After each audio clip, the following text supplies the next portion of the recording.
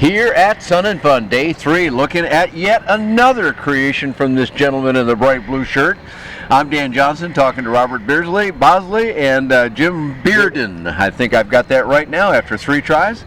So every year, this has become a routine for us. We show up here because there's something we haven't seen before. I don't know where you keep pulling these things out of your hat, but what do we got in front of us this time, Robert? This is a full-scale Sopwith Camel with a welded 4130 fuselage, and this is our 30th year with a different airplane every single visit to Oshkosh or Sun and Fun. 30 years in a row, every time a different airplane. Correct. I don't know if that's a record or not, but as far as I'm concerned, that's got to be a record of some kind. Pretty amazing. Sopwith Camel is what a lot of people know. Why do we all think we know that name? Well, it was obviously made famous by Snoopy and the Red Baron. It was the Snoopy's famous aircraft. So it's because of cartoons that we know reality. I think so, yeah. Where do you come up with all the detail? Well, again, like we always do, just contact the local, like Smithsonian. Oftentimes they'll give pictures or drawings and things. Fortunately, there's a lot of documentation on the Sopwith Camel, a lot of 3-view drawings out there that have been available for many years. We just take those standard 3-view drawings, and from there we can determine the chord, the span, and things like that. Once we know what the chord is, we take our airfoil, plug that airfoil in, that determines our spar location. Once we get our spar location, that determines the truss location for the rest of the design. It's for the fuselage and cabane. So we basically start with the overall size, determine the airfoil drives back the rest of the structure. Now, when you're looking at these 3D views, though, you're not looking at CAD/CAM drawings and stuff like that. I mean, no, you're looking at stuff out of books and whatnot, correct. Right? Just a three-view wireframe drawing. And from that, are you able to pull dimension information right off of it, or do you have to go, well, if that's that long, then this must be that long? We do a lot of scaling on things, and that's literally what we do is blow it up as large as we can, take a pair of dial calipers and determine all the hard points, like, again, the span, the chord, the percentages of things, and there's a lot of things you just have to interpret. What would it have been? Where was this located? And that's how we do it. Now, that sounds like, okay, that would be impressive enough if it just came out here and sat and looked good. Mm-hmm. But that's not where it ends. You go fly these things. No, we go fly the airplanes. They're flyable, just like all of our other designs. They're flyable airplanes. We use that as a starting point, and then we apply our technology, our background, engineering background, mechanical, A&P background to build it. Don't worry about weight and balance. That pilot's position. We weigh the engine. We know what it weighs. We generally know what the tail's going to weigh. The history has given us all that over the years, and we just plug all that stuff in the formula and determine where we think we're going to be, and then you have to go build the airplane, do a final weight on it, and see where you're at. We're usually pretty close. We're within 15 or 20 pounds of estimated weight of the airplane, and the reality is when we get right to the end, before we actually build the engine mount, we'll weigh the airplane with the pilot in it, do a real accurate weight and balance calculation, and when we weld the engine mount, then we'll move it a ½ inch forward or back to do the final balance. And that's how we get there. You're getting your weight with the pilot in it, though. Yes, the pilot's already in it. That way we're 100% accurate with the weight and balance at that point. Now, and this is what Robert's been doing all these 30 years, so obviously you're getting it down pretty good after 30 years. Very good, I would say. But there's a little bit of a leap of faith there, right? To go, okay, he seems to know what he's doing, he seems knowledgeable, but it's going to be me in the airplane at some point. Does it give you any concern, Jim? No, what I did, I actually stumbled upon his website when I was looking for a biplane back in 2017. And once I saw his website and found out where he was located, and I live in St. Charles, Missouri, he's in Holden, Missouri, I actually drove over 2 times and saw his operation and saw what he was capable of doing, and talked to some other people that had aircraft before I decided to go ahead and do this.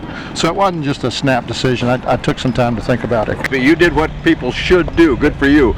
So eventually now, you're going to take this airplane and you're not just going to display it either. You're going to go have some fun with it? Oh, yes. You're going to already have flown the airplane and intend to continue to fly the airplane, but hopefully get to take it for display as well. While it looks as authentic as it can be, surely you're not using the same actual materials that they did back when this airplane was being produced, right? That's correct. Yeah, we use all modern materials. Basically, when we designed the airplane, we're using a 4130 structure, fuselage versus what would have been wood. The original wings were also wood, and they're now aluminum structured wings. So we're using all fairly modern materials. Certainly compared to the year it was built as modern materials. But we're dressing it up to look like the old airplane so that we got modern reliability. This airplane you ought to be able to fly hundreds and hundreds of hours with minimal amount of maintenance. And the reality is there are very few original types of airplanes left because they were wood and fabric. They've basically decayed into nothing. So that's one of the specialties we do, is we'll recreate something using modern materials so the guy go out and fly them, operate them, and be safe with them. And be able to keep it for a while. Be able to keep it a long time. Yeah, this airplane will be around a long time. All right, so you've heard now the description, you went and checked things out, you got a pretty good idea what's going on. Tell me a little bit about the build effort using modern materials to get to this old look. Okay, so to be completely honest about this, I told Robert right from the start, I said, Robert, I'm a pilot. I am not a mechanic. I am glad to help you in any way I can in building this aircraft, but you have all the technical expertise. So Robert was right there step by step in the building process. I could never have done this by myself. I would never attempt to do this by myself. You know, some people have that knack, I don't. So that's why Robert was a great assist in building the aircraft. Well, fortunately, FAA has been for some years now, and in fact it's going to advance a lot further. They like the idea of professional builder assist, and that's what you did then. You went with, you did drilling and I cutting, did drilling, riveting, all the and pieces, putting right? fabric on the wings, painting, and all that other stuff. But he was right there with me to make sure, okay, yeah, that's right. Okay, you can do that.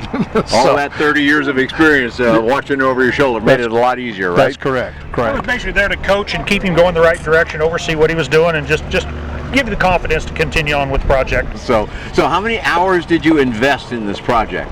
Oh, Lord. Approximately. We don't need an exact Probably number. had 600 hours probably between us. Okay, well, combined. that's not that bad though.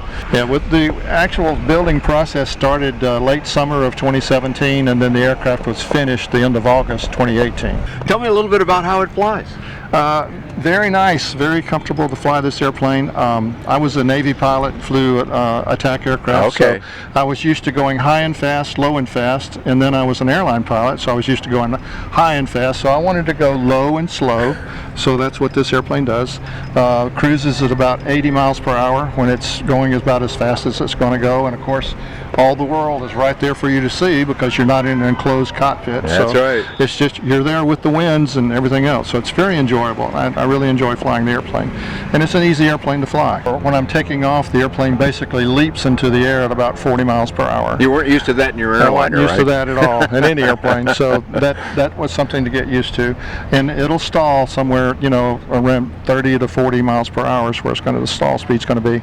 So I'm looking over your shoulder here, Robert, and I'm seeing what appears to be the engine. Am I looking at the actual engine, You or are. is that part of mock-up and there's a modern engine behind it? Well, you're actually seeing the cylinders. This is a Lycom, 320, so it is a modern engine. Just hidden in the black cowling, we've got modern reliability with this. The old rotary engines first were not reliable, and there was a lot of the problems with the original Camel flying bad qualities was the fact that the engine spun and rotated. A lot of people don't realize the engine actually rotated, and it caused gyroscopic issues. Well, this just solves all that. It's reliable, and just go fly the airplane. Yes, I would say most people, me included, until I was educated properly, think that a rotary engine is always fixed.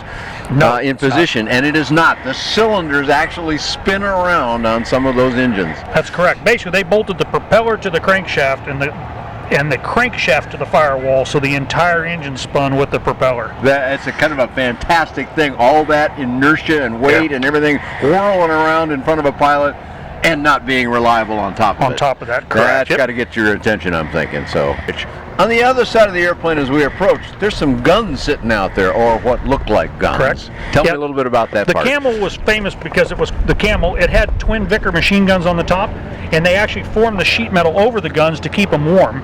And that was some of the gun jamming issues in World War I. The guns would get cold, the receivers would get cold, and they would fire hot rounds. Well, the thermal differences would cause jams, so they figured by covering it up it would keep some heat inside the guns, and it solved a lot of the jamming issues in World War I. So therefore this airplane got named the Camel because it had a hump over the guns. That's where the name came from. I did not know that, so further education for me. But, I look at where the prop arc is, and I look at where the guns fire. So tell me how that worked back in the old days. They had a synchronizer gear basically on the back of the engine, and they would time the propeller. They knew when the propeller would be in the arc, so therefore the gun would not shoot at that time frame. So the reality is you pulled the trigger and held it on, you pulled against a spring, and the interrupter came around and said, not now, but it lets you hold it on any time in between. So you were pulling against a spring that was doing the ultimate work, and the cam stopped it from firing when the propeller was scheduled to be in the arc. Okay, well, that's all great information. I wish you well with it and all your display of it. I'm sure people will be excited to see it, as we are every year when you bring another one out. I don't know what's coming next year, but I'm confident there'll be something. There'll be something. Where do we find out more about Airdrome Aeroplanes, Robert? Where do we send them on the web? Just visit our website or our Facebook page, just at airdromeaeroplanes.com, or on Facebook, Airdrome Aeroplanes as well. So go on there. We do weekly updates, what we're working on in the shop, so you can follow the progress of a new aircraft being built if you want to. And like I say, just join it and follow and see what we do. All right, sounds good. Find out more about these kind of airplanes from Airdrome Aeroplanes and lots of other aircraft in the affordable aircraft range. Thanks for joining Robert, Jim, and myself here at Sun and Fun.